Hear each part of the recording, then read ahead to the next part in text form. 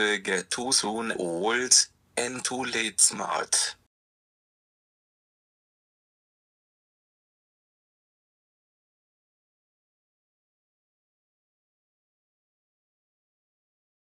Ain't that a bitch? Duh. Rude. First, some housekeeping. The audience here is adult, right? Dragons live forever, but not so little boys. That warning given. A title can be one of many things, for example, invoking a strategy of gaining an audience, or a title can be carefully chosen to convey the already knowing everything ahead. The 8-part title here, Ain't That a Bitch? Duh, Rude, qualifies as the latter. That is, convey to the already knowing everything ahead. However, that may take a lot of thought. Therefore, in a nutshell, this is a guide to think through things you likely already know. There are 8 parts ahead. Not a word, unassigned pronoun, an article to support a spoken, your turn to talk, expression of sentiment,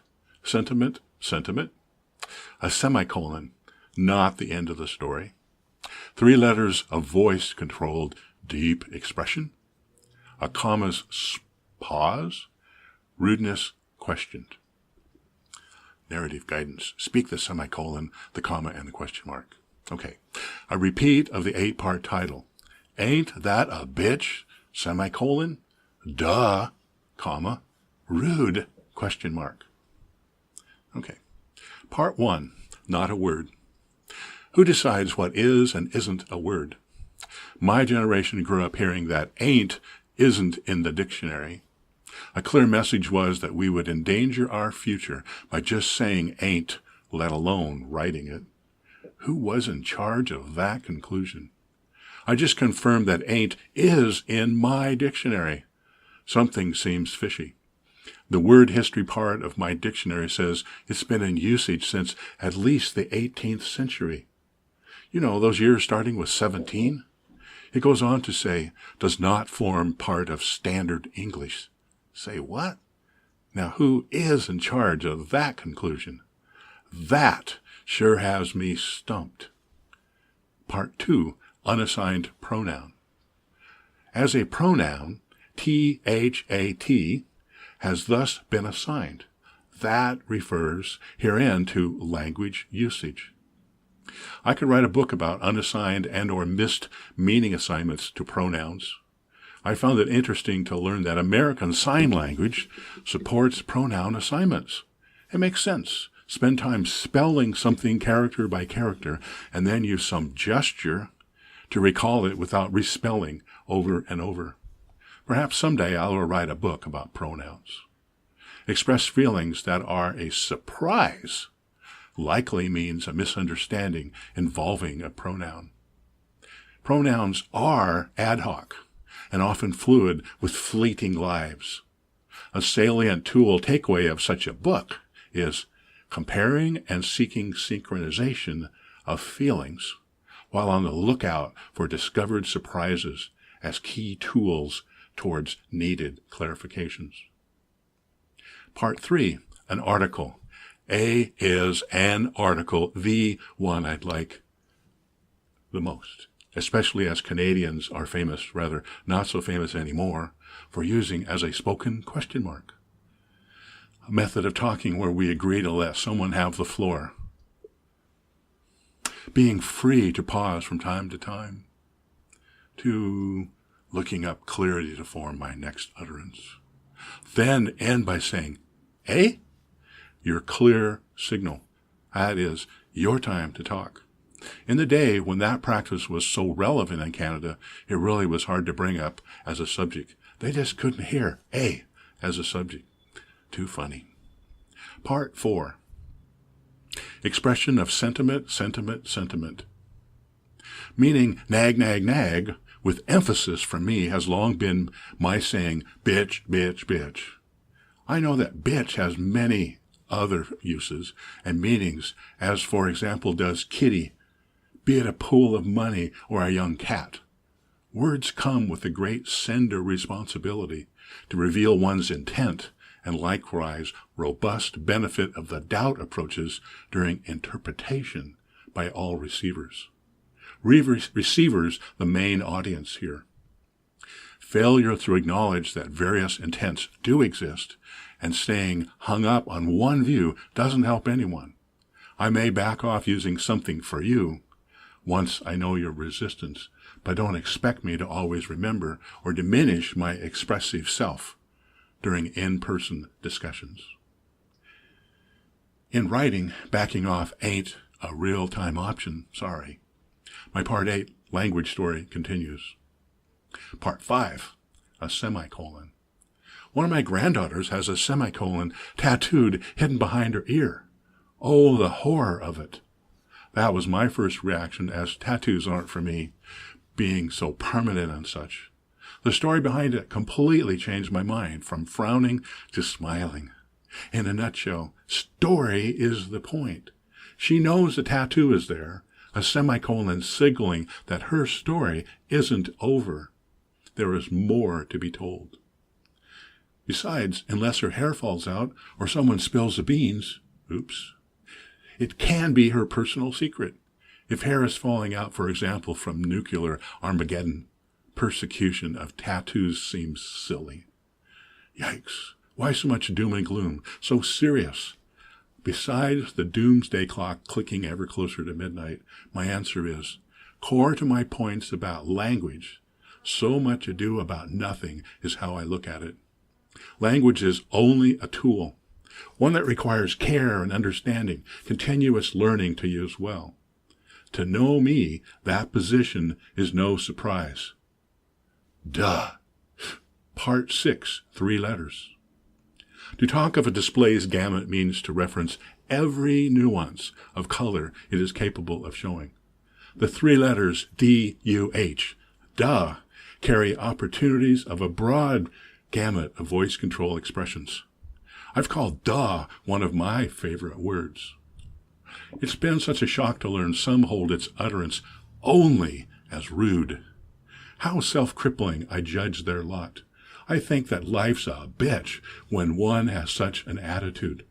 Oh, so many pitfalls await when interacting with the world while holding on to attitudes, beliefs, and opinions that dish up such truths. I so wish people wouldn't shoot themselves in the foot. Part 7, a comma's pause. A pause to reflect back on my life, comma. The role of commas played such a huge part.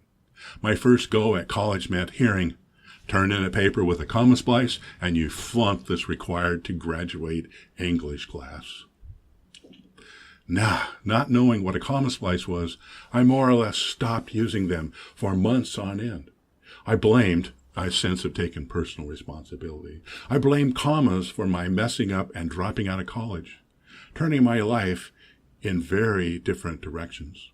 Now I just use commas whenever I want. And I use 3 dashes separated by spaces.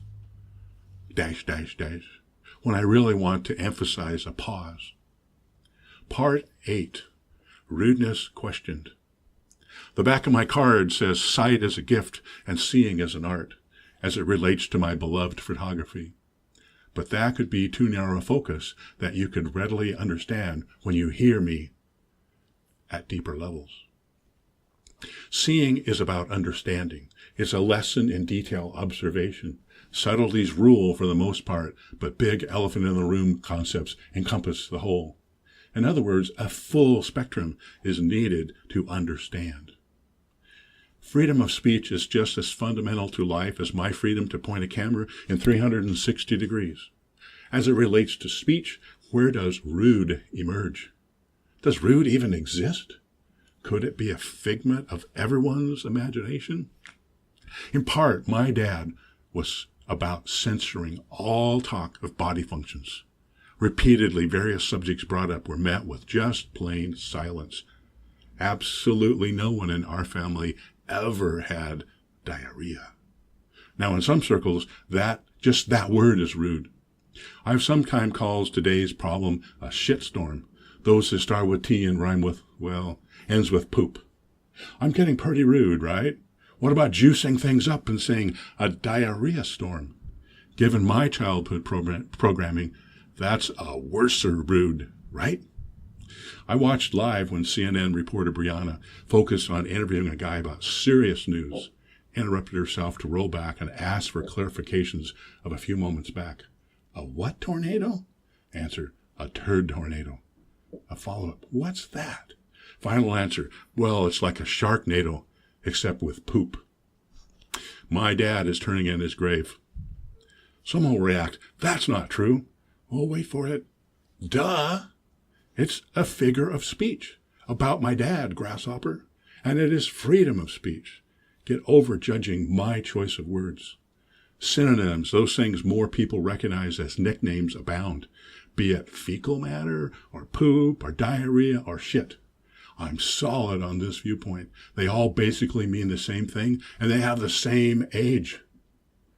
Asking a woman her age is part of my computer's rude definition, the first part. Really? Oh, the egregious nature of that. When spoken, clear sarcasm flying by. Age is all about how you personally look at it. So what of my age? It's not 70 in my latest perspective. I am 14 with 56 years of fucking experience, bitch. Now, don't get all excited thinking I just called you something rude. As just you'd use bitch was a spoken exclamation point. Nothing to take personally. But if you did, isn't that when you checked out of the conversation? Twisted it? If this were a two-way conversation away from meaningful exchanges of ideas? I've long held that a discussion is an exchange of information while an argument is an exchange of ignorance. The latter, the argument part, starts out as, I don't know about, oh, to that I say, stop. No, I don't want to know your ignorance. Neither do I want your judgments of what is and isn't rude. I want rude to become a defunct concept, one we move beyond, using to derail meaningful exchanges. Don't get me wrong thinking I'm saying intentional derailments. I judge that few are intentional.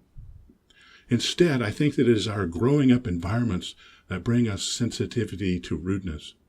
Please find a way to erase those viewpoints, and I think mankind can have more natural, healthy bowel movements. Oh, in closing, not one person in my family ever did that. Kind of similar to no doll or teddy bear I've ever experienced as a kid had any genitals. In closing, isn't it time to get real? Life, indeed, is too short to sip through a straw. Santa Rael. Thank you for consuming to here. There is a little over 30 seconds left. Unconsumed content. Please don't like, comment, or share anything, unless your comment starts with I haven't seen this. None of us never know when even our dearest and trusted friends have been hacked and content becomes gross. A cute kitty video that ends with a creep and a shotgun should not ever be supported.